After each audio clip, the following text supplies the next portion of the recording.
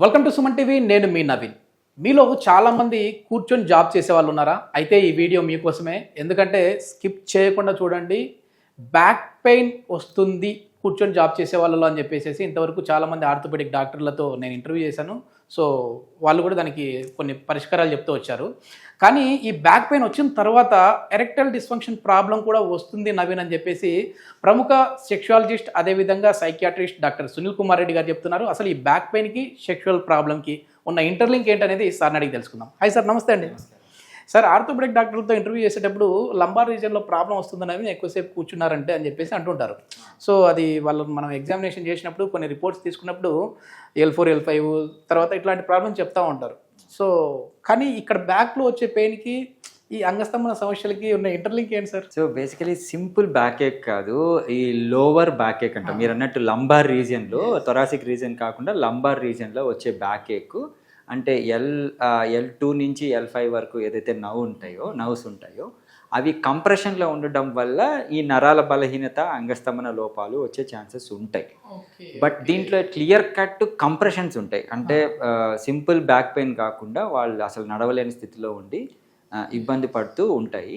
అది that may lead to erectile dysfunction. దీనికి ఏంటి సార్ సొల్యూషన్? ఏంటంటే మామూలుగా బ్యాక్ పెయిన్ తగ్గించుకుంటే సరిపోతుందా, లేకపోతే ఈడీకి ఏమైనా ట్యాబ్లెట్స్ తీసుకుంటూ ఉంటారు? ఎందుకంటే ఇప్పుడు చాలామంది అడ్వాన్స్ అయిపోయారు సార్. మెడికల్ స్టోర్కి వెళ్ళడం, ఈడీ ప్రాబ్లం అంగస్తంభన వచ్చిందంటే వయాగ్రా తెచ్చుకుంటూ ఉంటారు, సిల్డనాఫిల్ సిట్రేట్. సో మరి అదే సొల్యూషనా, లేదంటే దీనికి ఏమైనా ట్రీట్మెంట్ ఉందా? సో బ్యాక్ పెయిన్లో మనకు ఎరెక్టైల్ డిస్ఫంక్షన్ వస్తుంది అంటే మనం పరీక్షించుకోవాల్సింది ఒకటి నర్వ్ ఇష్యూస్, నర్వ్ కంప్రెషన్స్ ఉన్నాయా అని చూసుకోవాలి. నర్వ్ కంప్రెషన్స్ ఉన్నాయా చూసుకోవాల్సి వస్తుంది. Or blood supply to the penis. So usually మనకేంటంటే ఎరెక్టైల్ డిస్ఫంక్షన్ అంగానికి రక్త ప్రసరణ తగ్గడం వల్ల వస్తుంది కాబట్టి మనం బ్లడ్ సప్లై ఎలాగుందో చూసుకోవాలి. Or any hormonal issues, or emotions అంటే మెంటల్ హెల్త్ ఇష్యూస్. అంటే వాళ్ళు ఈ క్రానిక్ పెయిన్, నర్వ్ కంప్రెషన్లో ఏమవుతుందంటే అసలు భరించలేని నొప్పి.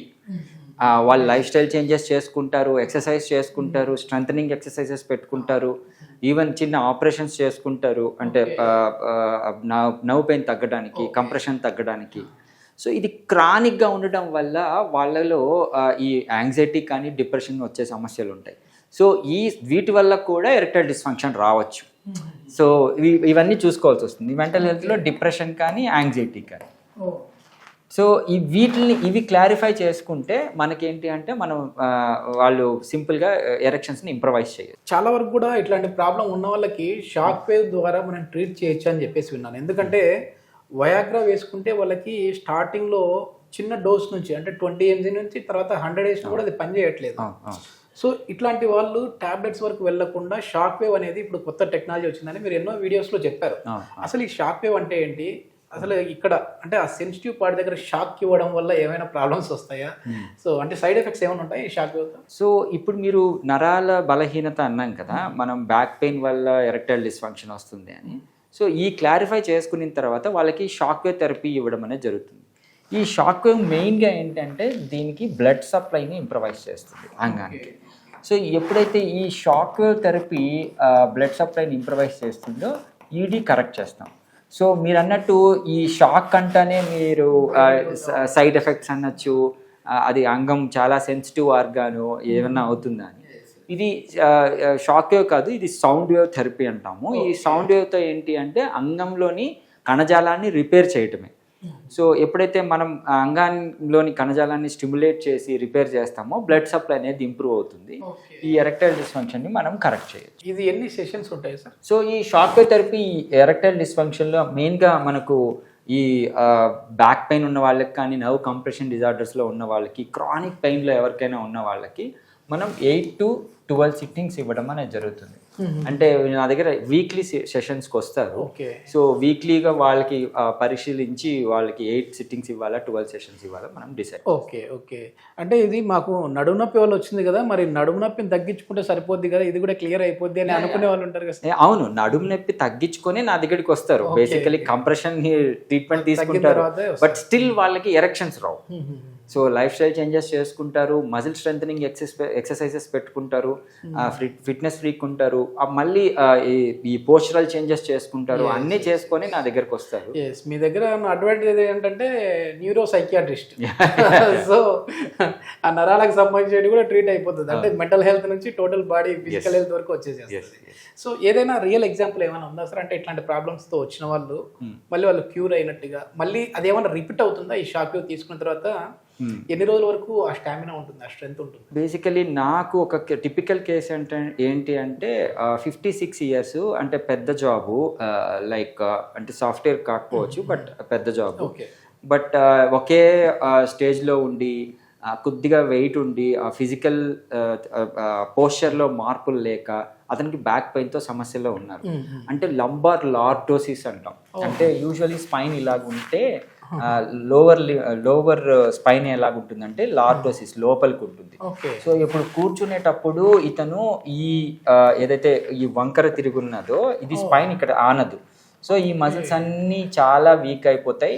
సో ఏదైనా చిన్న సమస్య ఉన్నా ఇది పెయిన్ ఎక్కువ వస్తుంది. సో ఈ లంబార్ లార్డోసిస్లో ఏమవుతుంది అంటే వీళ్ళకి ఈవెన్ పారామస్కులర్ మజిల్స్లో కూడా ఇబ్బంది ఉంటుంది. ప్లస్ ఈ లార్డోసిస్ వల్ల ఎముకలు స్పైన్ కూడా ఇష్యూస్ ఉంటాయి.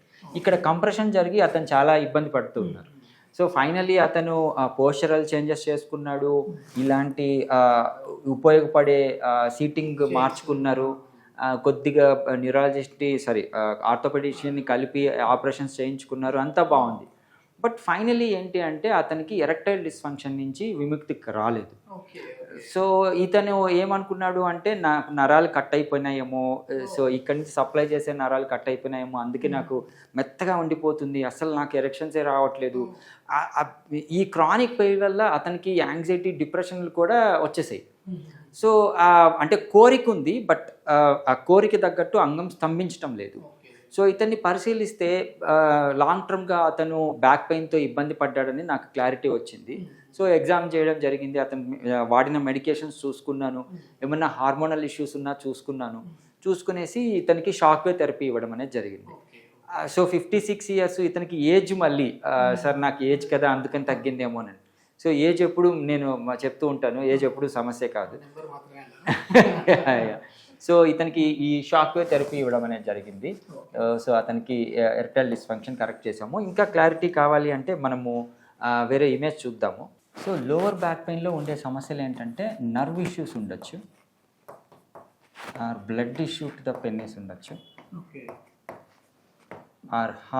హార్మోనల్ ఇష్యూస్ ఉండొచ్చు, ఎమోషనల్ థింగ్స్ ఉండొచ్చు. సో వీటిల్లో మనం కరెక్ట్ చేసి మనం ఎరెక్టైల్ డిస్ఫంక్షన్ని కరెక్ట్ చేయాల్సి వస్తుంది. ముఖ్యంగా ఈ నర్వ్ ఇష్యూస్ ఏదైతే లోవర్ బ్యాక్ పెయిన్లో కంప్రెషన్ వల్ల వస్తాయో అవి రిలీవ్ అయితే నర్వ్ ఇష్యూస్ పోతాయి. Basically nerve supply to the పెన్నిస్ అంత ఇష్యూస్ ఉండవు, మనకు అర్థమైపోతుంది. ఇప్పుడు నర్వ్ కంప్రెషన్ అయ్యి ఇంజురీస్ అయ్యి స్పైనల్ ఇంజురీస్ అయిపోతే మనం చెప్పచ్చు so it's because of nerve thing అని. బ్లడ్ ఇష్యూస్ని మనం షాక్ వేవ్ థెరపీ ద్వారా కరెక్ట్ చేస్తాము. సో అంగానికి బ్లడ్ సప్లై ఇంప్రూవైజ్ అవుతుంది అండ్ మన కోరికల తగ్గట్టు అంగం గట్టిపట్టడం అనేది జరుగుతుంది.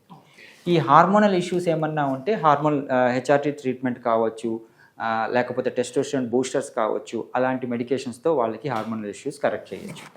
అండ్ ఈవెన్ ఎమోషనల్ థింగ్స్, ఇది మెంటల్ హెల్త్ ఇష్యూస్ ఉంటాయి, ఈ క్రానిక్ పెయిన్ వల్ల కావచ్చు, నర్వ్ కంప్రెషన్ వల్ల కావచ్చు, వాళ్ళు డిస్టర్బ్ అయ్యి నిద్ర సరిగ్గా లేక, పనులు సరిగ్గా చేసుకోలేక, ఈవెన్ సెక్షువల్ హెల్త్ సరిగ్గా లేక ఎమోషనల్ డిస్టర్బెన్స్ అవుతాయి. వాటిని మనము ఈ షాక్ వేవ్ థెరపీ ద్వారా మనము ఇండైరెక్ట్గా మనం అడ్రస్ చేయొచ్చు. ఎప్పుడైతే బ్లడ్ సప్లై పెరిగి ఎరెక్షన్స్ ఇంప్రూవ్ అవుతాయో ఆటోమేటిక్గా వాళ్ళకి చాలా రిలీఫ్ వస్తుంది. సెక్షువల్ యాక్ట్లో ఎప్పుడైతే హ్యాపీగా ఉంటారో వాళ్ళ ఎమోషన్స్ కూడా మనం కరెక్ట్ చేయొచ్చు.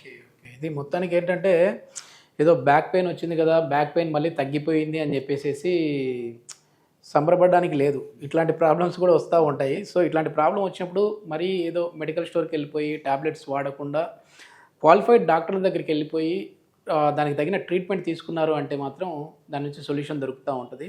సో ట్రీట్మెంట్ రైన్స్ హాస్పిటల్లో అయితే షాక్ వేవ్ థెరపీ అనేది అయితే కొత్త టెక్నాలజీని తీసుకొని వచ్చారు. దీని నుంచి ఈ ED problems, erectile dysfunction problems అయితే క్లియర్ చేస్తూ ఉన్నారు. దీనికి సంబంధించిన ఫర్దర్ ఇన్ఫర్మేషన్ ఏదైనా కావాలంటే హాస్పిటల్ వారి కాంటాక్ట్ నెంబర్ ప్రొవైడ్ చేస్తూ ఉన్నాం, మీరు నేరుగా వారితో మాట్లాడచ్చు. Thank you sir. Thank you.